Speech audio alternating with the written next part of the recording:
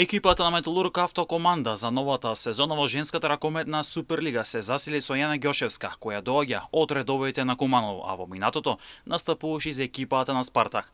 Металург Автокоманда гради тим со кој во новата сезона ќе атакува на високи цели, а тоа е атак на првото место и усвојување на шампионската титула, но дополнително се подготвува и за настав во Европскиот куп каде ќе се соочи со турскиот тим Гореле.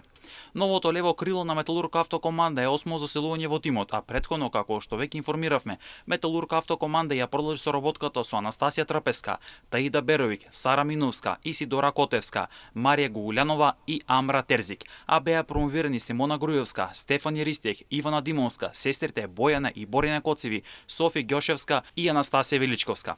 Минатата сезона Металург Автокоманда заврши на третото место во Суперлигата и обезбеди место во Европскиот куп. Во новата сезона од Суперлигата, која е поделена на 3 групи, Металург Автокоманда ќе игра во групата Б, каде ќе се соочи со екипите на Гевгелија, Куманово, Пелистер и Овче поле. Новата сезона ќе започне на 7 септември.